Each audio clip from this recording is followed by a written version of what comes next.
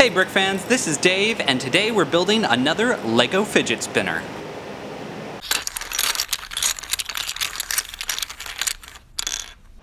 Before we get into the building instructions, I just want to give a quick update. In case you haven't heard, I am going to be at Brick World Chicago this weekend. There's more information on my website, brick101.com/events. It's going to be a really fun weekend full of lots of great Lego activities, great opportunity for you to come and meet me in person, buy my book, and buy a secret surprise. And if you can't make it to Brick World Chicago in person, I'm also doing a live stream this Friday at 9 p.m. Central Time with my friend David Pickett. It'll be here on the Brick 101 channel. More information again at brick101.com/events. So almost immediately after I finished my first video on Lego fidget spinners, I realized there was a way to do them better. So as I was researching that video and putting it up, I found that this piece existed and came in the set The Witch Hut from the Lego Minecraft series. So I do in fact have one in my collection. I didn't find that until after I'd filmed the other video, so but it was bothering me that there was a better way to build a fidget spinner, and I wanted to show that just for completion's sake. So this is the key piece we're going to be using today. It is a 3-way axle connector with 3 axle holes, and most importantly a pinhole in the center. Quick shout out to the commenter Jeremiah Anthony Salvador Feria, who also realized this piece would be better for Lego fidget spinners. So I thought I would do a new fidget spinner now that I have this piece. Also, several other people requested for me to build more fidget spinners or to do it with a different piece in the center. So here we go. Let's look at these fidget spinners. So this is a pretty simple build overall, but I want to show you all the different ways you can customize this based on the pieces you have and what you want your fidget spinner to look like. So again, the key piece we need is this axle connector with a pinhole. There's a link in the video description to where you can find this piece online. The Bricklink catalog will list out who's selling it as well as what Lego sets it has ever come in. Very useful, the Bricklink catalog. So for the arms, we're going to use 3 long axles as the starting place. I'm just going to go ahead and put one in there. Then we're going to skip a space using one of these spacers. These are normally gray, but I have some in red, which look cool. And my favorite look for the outside of the arm is a 2x2 brick and a 2x2 dome placed together like so. So you can just make 3 of those arms, and that looks pretty good. It's basically the same size as a normal fidget spinner. And what's great about this is it distributes weight towards the edge of the spinner, which helps it maintain momentum as it's spinning. Yay, physics. Of course, you can make those any color you want. I'm using lime green here, but you could use red, yellow, orange, whatever color you have those pieces in. Another option, if you want to make it look really cool, is to try and do it with transparent pieces. So they don't really have as many domes in transparent, but they do have some 2x2 bricks, and then I'm just centering a 1x1 cone on that. So that also looks pretty cool. I had to mix a couple different colors of transparent orange here because I didn't have all of those pieces just in one color. But yeah, transparent fidget spinner. Another option for the arms, or the hands I guess, the part at the end of the arm. So using this 90-degree axle connector, you want 3 of those. Stick another 3 long Technic Technic axle. Technic names are hard. And just connect 3 of those like that. You'll want to make 3 of those. Again, because you want all the arms at the end of the hands to be all the same weight so that they spin equally. So I have blue, brown, and gray that I was able to do all single colors for that. So that's a different arm hand option. If you've got a lot of Technic pieces, an approach you could try is this, which is an axle to pin connector with then a 3 long pin. So then take one of these pin to axle connectors, slightly different, like so. Then you're going to take some 2 long axles through each of these axle holes and take these half lift arms with axle on each side. Again, apologies to the Technic community if I totally mangled the names of some of these pieces. So build 3 of those, doing white, light gray, and dark gray. And those are heavier arms. The reason I put these lift arms on there is just to prevent these from wiggling up and down. But you could technically do it without the lift arms and the pins. It's just there's a little possibility for them to wiggle and become unstable. But that makes it a little thinner and lighter, depending on, again, what you want in your fidget spinner. That's the fun thing with building this, is you can toy around with different possibilities and see what you like. All right, so those are all the arm hand options. Now let's talk about the central non-spinny part. Okay, so for the center part that doesn't spin, you're gonna need another 3-long axle. It's our favorite axle today. And then you're gonna want 2 things. You're gonna want a round under tile, and you're gonna want a 2x2 round plate with the axle hole. This could also be replaced with a 2x2 round plate with all the handles on the side, but that's just like a fancy way. So the basic design here is you put one of those in there, connect the under tile, slide the spinny part through, then do another plate and under tile on the other side, and close it up. What's really nice about this is that you can't push them any closer, so that there's always a little bit of room, so that you don't have to worry about too much friction here. Leads to a really nice spin. It's actually so spinny that it runs away.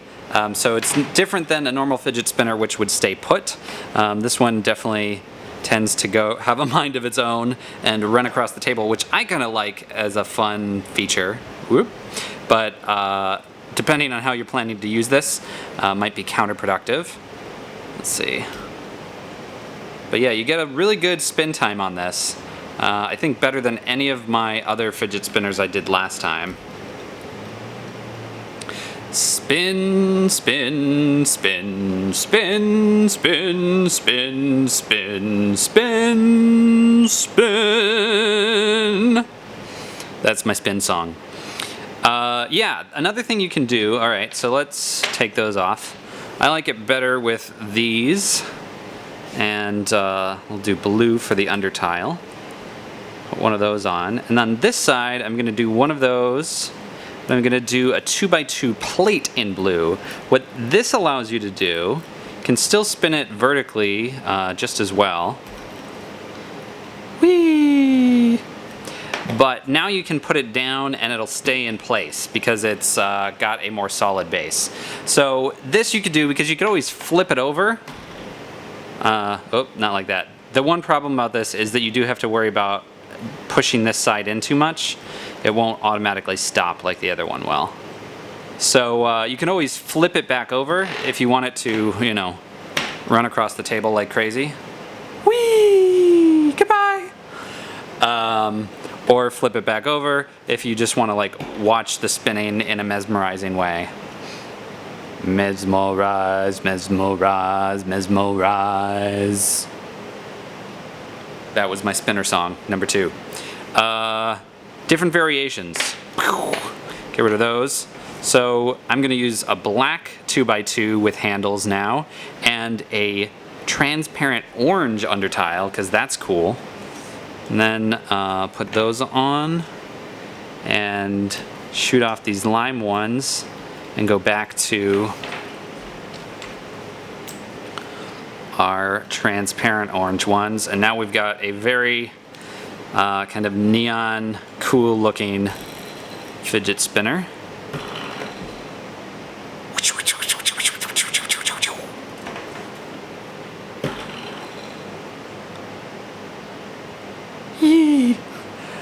And again, if you don't want it to run away across the table, just flip out one of those under tiles with an actual 2x2 round plate. Ooh, you know what you could do instead?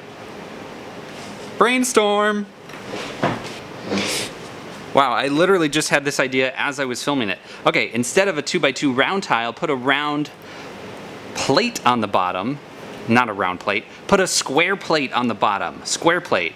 Because then you don't have to worry about it pushing down at all.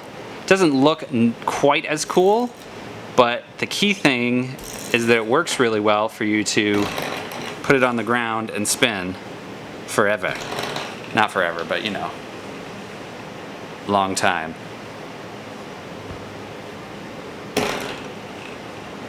Spinning, spinning, spinning. All right, let's try to test all three of these spinners, see which one's the longest. All right, I'm pretty sure this spinner is the longest, this is second, and this is third. So if I spin them in that order, and that should be able to, whoops, not like that. This spinner is the worst. Spin, spin, spin. All right, now as long as this one is the last one spinning, it's definitely the winner. That one,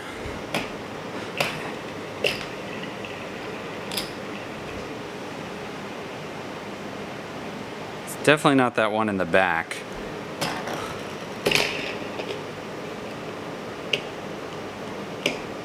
Which spinner is the winner? Spinner of the winner. You'll get caught up in the crossfire. Yeah, this one definitely wins because it starts first and ends last between those two. Yeah, winner spinner. And this one doesn't even come close, right?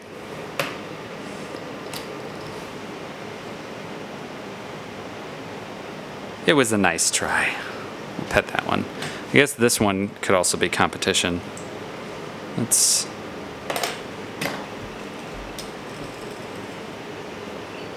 No. What about this? Spin winner.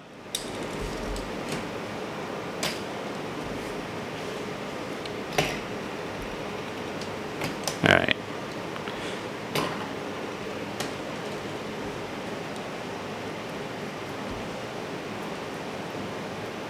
Oh, I don't know.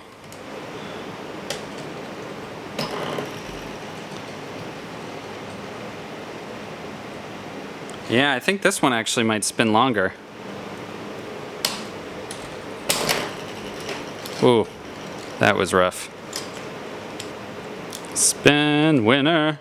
Who's a spin winner? And how can I fix this thing that I broke? If only there was a video that showed me how to build it. One more time for the championship.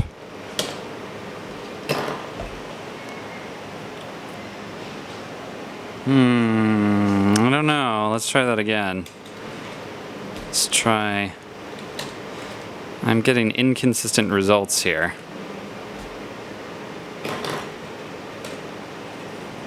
Oh, that's cheating.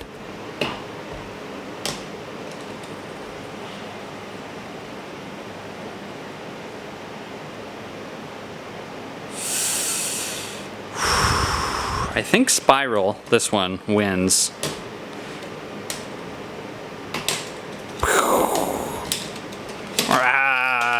Spin destruction.